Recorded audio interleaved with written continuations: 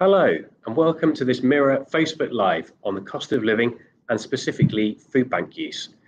Today, we'll be talking about the latest worrying figures showing an increase in the use of food banks, what is causing that, the wider context, and how you can access food banks yourself. I'm Sam Barker, I'm a reporter here at the Mirror, and I'm very grateful today to be joined by Sumi Rabindrakumar, Head of Policy at the Trussell Trust. Sumi, thank you so much for giving us some of your time today. Thanks for inviting us. So the Trussell Trust is the UK's largest network of food banks, and it oversees, I believe, more than 1,400 of them. So to anyone who's tuned in, please do feel free to ask any questions, and we will do our best to answer them throughout this call, sort of at intervals, and also at the end. The Trussell Trust are not advisors; they can't give advice, sort of specific advice. What we can do is kind of talk about some of your options and certainly how to go about accessing a food bank near you should you need to. So the Trussell Trust has just published a year of, I've got to say, unfortunately quite worrying data on how people use food banks and say that they're witnessing what they're calling an accelerating crisis. So the number of people who access food banks is not just growing, but that growth is actually speeding up, pretty much speeding up month on month. Some of the people who have been using these food banks say that they are, sort of, to quote, scared and beside themselves about what the next 6 months will bring, because unfortunately, some of the cost of living crisis, which we've been seeing so far regarding certainly energy bills, food, is likely to carry on. Other people using food banks say they are unable to heat their homes and have been going without certain sorts of food as a result of the pressure on their finances. As I mentioned just a second ago there, unfortunately, it does look like this cost of living crisis is with us for a little while yet. The Bank of England said earlier today that they expect inflation to hit, it's about 7% now, they expect it to hit 10% by the end of the year, which I was dredging through our figures earlier today. I'm pretty sure that if it does hit 10%, that will be a record high. That inflation has never been that high in the UK before, although it has been close. So unfortunately, it perhaps does look like a lot of the factors which are kind of really hammering households at the moment are likely to carry on. Now, if I sort of address a question to you, Sumi. So obviously, you're seeing some quite worrying statistics about food bank use. Can you talk us through perhaps some of the top level figures in terms of what you're seeing, the number of people using them, and also worryingly children too? That's right. So for the last financial year, so that's 2021 to March 22, our network provided over 2.1 million emergency food parcels to people struggling on the lowest incomes. And that's the first time that the network's provided more than 2 million parcels outside of 2020, which was obviously the kind of height of the pandemic. As you say, that's a 14% increase on pre-pandemic levels. So it's very much of a piece of a kind of long-term trend of year-on-year increases in need that we're seeing right across the UK.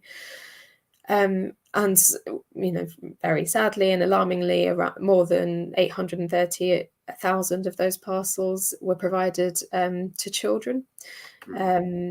And that's around kind of a similar level of increase compared to pre-pandemic levels. So we're not seeing a kind of, any shift there in terms of families with children being affected as well. I'm with you. I mean, I've got to say that it is a particularly heartbreaking thing, especially when it concerns children. And right out of the gate, we've got a really interesting question here from Samantha Murray. Hello, food banks are amazing. I myself have to use them. My question is, do you have a certain amount you can use? As I'm currently putting most of my money onto my gas and electric meters, I'm worried I will be turned down sometime. So Samantha, we'll certainly be coming on in this call into how you can access food banks. I think a lot of Mirror readers, perhaps they are struggling, but they wonder, am I eligible? Am I in inverted commas, is my situation bad enough? But just very briefly, as you've sort of been so kind enough to ask, I mean, Sumi, how would you go about? I think what Samantha's saying here is that because she's having to pay so much for her energy bills, that this might somehow influence how she can access food banks. What would you say to that, please? So I think the accessing food banks will always work in the same way each time. So food banks in the Trussell Trust network operates through a referral system. There isn't a cap on the number of times that you can access those. We do have a kind of system where we would check in on the partners that are referring after a number of times, just to make sure that people are accessing as much of the support that they need, and making sure they've kind of, explored all avenues, because if people are coming back again and again, that's obviously a worrying sign. Equally, we know that at the moment, with the cost of living crisis spiraling, that's becoming a more and more common feature. And actually, with our stats that we released, that's exactly what food banks were reporting, and staff that support food banks have been reporting, that what we're seeing is sort of food banks are out of options in terms of how they can support people, and really what they're worried about is that kind of persistent need of people needing to come back again and again, because it's people's everyday costs that are being affected, and there's no, it's not a short-term one-off thing. This will be happening week in, week out, month in, month out. Well, thank you. I mean, obviously, I'm very sorry to sort of hear that, and I do wish that we were, speaking under better circumstances. But I want to say, yeah, thank you very much for answering that question off the cuff there, and Samantha Murray, thank you very much for asking it. As I said at the beginning, please do feel free to ask any questions you've got on this subject, and we'll do our level best to answer them. But Simi, just a second ago, you mentioned, your annual report and kind of what you're seeing, all of this data around food bank use, and I did just want to come back to that.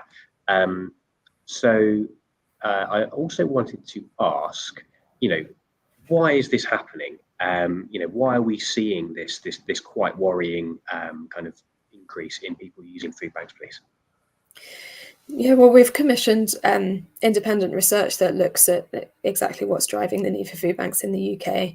We know that food bank need is really a symptom of extremely low levels of income. So people who've been referred to food banks are managing on incredibly low levels of income, sort of £50-60 a week. And what that sort of equates to is what we would term destitution. So it's an inability to afford even just the absolute essentials. So we're talking about things like shelter, clothes, toiletries, food, and those sorts of kind of very core essential needs. And so we know that is what food bank need represents. And in terms of what's driving that, why we're seeing that change, that need, we've kind of consistently found through our research is that the most immediate driver of problems with the social security system, more often than not by design. So that means that benefit payments are too low, but also some of the design features like delays to first payment to universal credit, for example, are compounding the problem. So we know those are some of the issues. There are some other underlying factors. So we know that health concerns are a kind of factor in this. So disabled people, people with mental health problems, are much higher risk of needing to use a food bank than the average person. And we know that the lack of local support is also a real factor. So the fact that there are lots of people in our communities that can't draw on local support services because there just simply aren't enough available, or don't have family and friends nearby who can provide that sort of support network and support system. So being without those sorts of support networks, being without enough social security, and facing additional challenges, life challenges, are all part of the problem.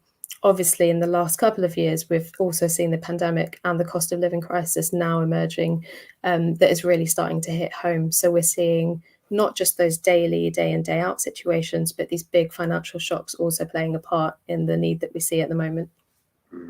Very worrying to hear, and sort of thank you for sort of tackling that. I suppose one thing we're talking about, what the Trussell Trust food banks have seen over the last roughly 12 months. I suppose the natural kind of question is, where do you see this trend going, please? If we were to look forward, over the next few months or year, is this likely to stay the same, get worse, get better? What do you think? I think the fact that we've seen accelerating need over the last 6 months as this cost of living crisis has started to emerge really paints a quite worrying picture for the future. As you mentioned there, yet more forecasts that inflation rates are going to go up, going up to record levels. We know that there's an energy price cap rise, another energy price cap rise coming down the track in the autumn. So we think that the financial situation is likely to get worse. And without further support, we think that the need for food banks is also likely to get worse. Given that this is off the back of, as we've been saying, kind of increasing need anyway, that's a really stark picture. And what that means in reality in terms of people's lives is that more and more people are going to be forced into impossible decisions where they're choosing which essentials to go without, or taking on more and more debt in order to just put food on the table, to buy the clothes they need, to put the heating on.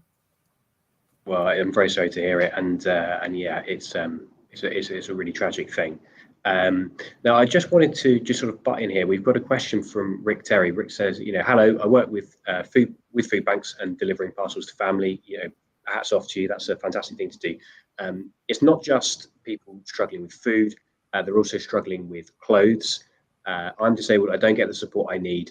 How can you sort of advise on both these subjects? What I would say, Rick, is that obviously, so Sumi, as Trust the charity, they've got their hands tied in certain ways. They're not allowed to give kind of very specific advice. I will certainly ask you if there's anything you wanted to add. What I would definitely say is you can email us as journalists, because we're not subject to the same restrictions. We are actually allowed to give advice. So if you email mirror.money.saving@mirror.co.uk, and this actually applies to anybody on the call, mirror.money.saving@mirror.co.uk. We will do our kind of level best to answer. If you can give us specifics about your situation, if you think you're not getting a certain benefit, perhaps, we can say, these are the eligibility criteria. If you're having trouble, this is how you can kind of go around getting over those hurdles. Sumi, I strongly suspect you might not be able to tackle this question, but is there anything you'd say to Rick? I think first and foremost that Rick isn't alone. That's exactly what we see in our network day in, day out. And it's not just about food in terms of food bank need, it's about all of those essential costs. The other thing just to flag is that the government did announce that they would be increasing funding to the Household Support Fund. So that should be funding and support that is meant for kind of crises like this of not being able to afford specific items, essential items, and it should be accessible via your local council. But as you say, Sam, financial advice and kind of advice about other support services, I'm sure you can provide kind of more detail on that. Yeah, we'll certainly do our best. And normally in this situation, we'd advise people, go to people like charities like Citizens Advice and things like this. At the moment, what I'm hearing from Citizens Advice is they're absolutely snowed under. But I think between us, we'll be able to best answer your question. This Household Support Fund is a really good point. So to any family struggling, it doesn't necessarily need to be with food costs, any kind of financial burden. The money's there to be claimed. The government's topped it up from £500 million to £1 billion. It's administered, as Sumi said, through local councils. It's a bit of a postcode lottery, because the way that councils actually hand that money out, some will give it out as cash, some will give it out as vouchers, for example, that you might be able to spend in your local supermarkets. But it's there to be claimed. You can find your local council website, and they will have details on there about how you go about claiming that money. So Rick, thank you very much. And what you do with working with the food banks is great. It's definitely worth saying that they are, as Sumi said earlier in the call, they are really working very, very hard at the moment, these food banks, and it's likely to continue. If you are able to donate in any way or volunteer your kind of time, I'm sure find your local food bank. They'll be immensely grateful. We can get into that later in the call. So Sumi, a little while ago, just there, we were talking about, where do we see this worrying trend going, and very sadly, it does look like it's sort of increase. It's likely to rise further. So many people on this call might be thinking, well, I know there's food banks out there. I might be struggling. I'm not sure if I'm eligible. Is my situation, in inverted commas, bad enough? Firstly, what factors do you need to have to kind of qualify for going to a food bank, please? So there's nothing that you specifically need to do. There's no sort of hard and fast rule about kind of a particular level of income. The core thing is that a person is in urgent financial need. They're likely to have to go without food or struggle with their essential costs. We can get onto kind of exactly how the system works, but it is a referral system, so that's used within our network of food banks. And so, really what we would encourage is, if you are facing that level of financial need, do talk to those people, those support services that you might be in touch with. So whether that's GP surgeries or children's centres, whoever that might be, do flag that wherever you can, because they will be the ones that can then support you, that can then kind of refer you on to either a food bank or other support services that would be able to help. But as I say, there's no kind of particular criteria or box you need to tick. It's about that level of need, of not being able to put food on the table, of feeling that struggle. That should be recognised by the service, and they should be able to help. Perfect. And in just a second, we're going to come on to how you go about actually accessing a food bank. Now, just before we do that, I just want to have another quick turn to the comments, because there's some quite interesting sort of discussions going on. So we've had someone, I'm not going to mention by name, who says there's thousands of jobs going just now. Obviously, a lot of people who use food banks are in employment. Actually, a similar thing goes to people who are on benefits like universal credit. An awful lot of people are working and still claiming these benefits. So I think that's someone's quite rightly pointed out that a lot of this is what's called in-work poverty. I think that's a really good point. And there was another really good point. So here from Linda Hawkes, food banks in this day and age, it's like we're going back to the 1930s. Food banks do a good job. I'm glad they're there for people. The government should do more to help. I'm sure Linda, myself and Sumi, you're going to get absolutely no disagreement on that point. And actually, hopefully, we're going to get into a little bit, because the Trussell Trust, as an institution, have got some ideas about, things the government might be able to do to address this problem. And hopefully, we're going to get into that as well later on this call. And so again, for everybody, who's tuning in, please do feel free to chime in with your questions, your comments. It's greatly appreciated. And as I say, we'll kind of get around to as many as we can. So Sumi, another question for you, if that's okay. If you were sort of thinking, well, how do I go about, accessing a food bank? I've never done it before. What's the process that you have to go through, please? Yeah, so food banks in our network, welcome and support everyone who's referred to them. We do use a referral system. So to get help from a food bank in our network, you would need to be referred with what's described as a voucher. That can be electronic or a kind of literal paper voucher. And that tends to be issued by kind of lots of different local community organisations. So as I was saying, kind of schools, GPs, advice agencies, and then food banks can advise on which agencies can help if you're unsure as to kind of who specifically to go to. You can find your local food bank on our website, so trusselltrust.org. There's a little link at the top that says find a food bank, so you can click on that and you'll get a sense of kind of who your local food bank is. You can approach them if you need to check about kind of which agencies can help, but otherwise it will be go through those local community organisations. You'd get a referral and then you'd be able to access support for 3 days worth of meals. Perfect, thank you, and I hope that a lot of people find that find that really useful information. So we've got a comment here from Jane Blake. Sorry, food banks are struggling as well. I go to them. Not a lot of food's been given at the moment. They can only give what they've been donated. They need more help. They're brilliant. They help me and my partner so much. I mean, Jane, thank you very much for for kind of commenting there. And yeah, it is really interesting to hear that. Maybe some of them are certainly the ones in your area are kind of struggling slightly with food donations. I could only assume that that's because the people that normally donate, maybe they're feeling the pinch themselves. They've got less money to go around. Obviously, food costs have been going up the way that energy bills and petrol prices have. Perhaps that all kind of feeds in. As I said, I will definitely kind of keep making this point. If you are kind of fortunate enough to be able to donate anything at all to a food bank, time, food, whatever it might be. I'm sure it'll be very greatly appreciated. I believe many, Sumi, please do correct me if I'm wrong on this, but I think many do have, will publish lists of the things that they need most urgently, because they might tend to get, some items are pretty much useless without other items to accompany them, for example.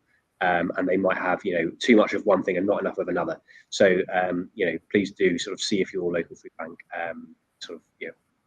has that information available. So also, just very quickly, a question here from Kelly Rebecca Allard. What was that household thing from the council? So just to sort of go over that one point again, because I think it is basically one of the biggest bits of help the government are going to give people struggling in this situation. We'll just run through a few options. So the government have given out basically £1 billion in basically free money. They're administering that through local councils. So it's for struggling families, people who are basically struggling with the cost of living. So the first thing you have to do is go on your local council website, because they will each be responsible for how they give that money out. They might have a different system. They might give it out in a different way. Some people might give out cash, other people might give out vouchers. But if you go on your local council website, they will be able to advise you what their process is and how you go about applying.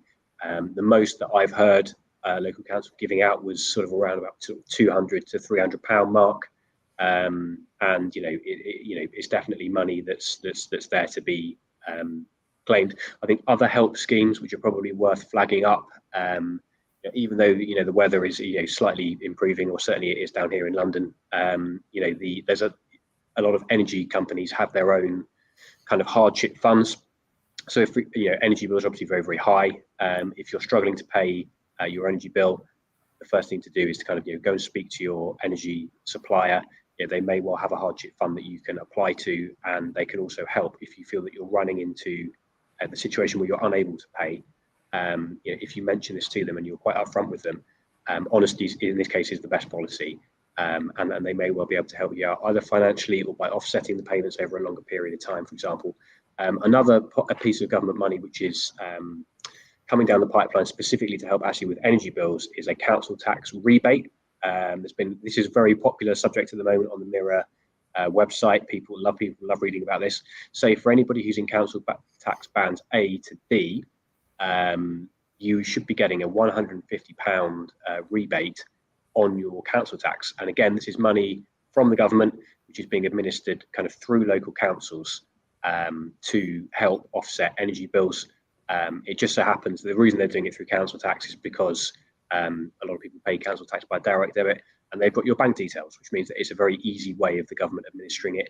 They don't need to set up an entirely new system. But that's actually not quite true, because while some people have been getting this £150 rebate from April, other people will be waiting until later in the year, because ironically, the government needs to give local councils software to actually handle this payment, and some of them haven't got it yet. So, if you haven't got it yet, we get an awful lot of emails about this. Don't worry, you are due the money and it is coming to you, but it may well be later in the year. To anyone who's tuning in from Swale, which is North Kent, which is actually my neck of the woods originally, unfortunately, some of them, their local council actually took £150 out of their bank accounts rather than paying it in. Quite how that's possible, we're still trying to get to the bottom of, but it has happened and they have apologised for it. So if you live in that area and you're down £150, that's very likely why. If there's any other person, any other council, someone in the UK that's in a similar position where you've actually been docked money by your council, please do get in contact with us. We'd be delighted to hear it. mirror.money.saving@mirror.co.uk. And thank you very much. So, Sumi, I just wanted to sort of come back with just one more question. So Samantha Murray again, hello. The Just Trust have currently been filming videos. Tell my story. I did one because I wished to pay a little back for the help they've given me and my son. Well, I mean, that's really I can see Sumi smiling there. That's a really great thing, and I know for a fact that there are other members of the Trussell Trust on this call who work on the communications side. So if you don't mind emailing, if you email me, sam.barker@mirror.co.uk, I can certainly put you in contact, and they can certainly take it from there. Now, Sumi, we kind of mentioned earlier on the call that a lot of this, the current problem that we're dealing with, which food banks are dealing with, you mentioned this. Some of this is to do with the social security system, and I think you used the expression almost by design. We're talking about the 6-week wait to get your first universal credit payment, for example, the removal of the £20 uplift to benefits like universal credit. Very broad question, but if you could wave a magic wand, what should the government be doing to help more with this situation, please, with kind of the increase in kind of food bank use and the sort of cost of living crisis? What would you say? I think the first thing to recognise is that in terms of food bank need, what that reflects is people who have no further cutbacks to make. So there aren't any other options apart from going without essentials or taking on debt, which will have a really long-term effect on their families, on their physical health, mental health, and quite significant consequences. With that in mind, we think the government should be prioritising protection for people on the lowest incomes because they've so far been left out of the picture. The support that's been announced so far has been piecemeal, it hasn't gone far enough, and it doesn't reach people quickly enough, particularly for people on the lowest incomes. So we think the government should be prioritising strengthening our social security system, and as an urgent first step, at least making sure that benefit rates, benefit payments, match the rate of inflation that we're seeing. So that should be at least 7% now, instead of the 3.1%, which benefits were increased by just this April. What that reflects is less than half of the increase of inflation. So any of that increase was immediately swallowed up by the rising prices that we're seeing at the moment. And it was a real terms cut in value in the face of the biggest income squeeze in the generation. That can't be right. So the government needs to step up. It needs to urgently make sure that payments match the rate of inflation and think about longer term action that would strengthen our social security system and mean that no one needs to turn to a food bank to get by. Well, thank you very much, and let's hope that they do that. Now, I think that's probably almost all that we've got time for today. I wanted to say thank you to everybody for tuning in. I hope that you found that helpful. Again, please do consider, if you're able to, donating to a food bank or volunteering if you have spare time. We run these Facebook Lives every Thursday at 1 p.m. We will cover each week a slightly different aspect of the cost of living, from food bank use to energy bills to you name it. So please do join us for future ones, and we kind of publicise they're on the Mirror Facebook page for more tips and advice on the cost of living, keeping you updated. Thank you again so much for your time, Sumi Rabendrakumar from the Trussell Trust, and we'll see you all next week.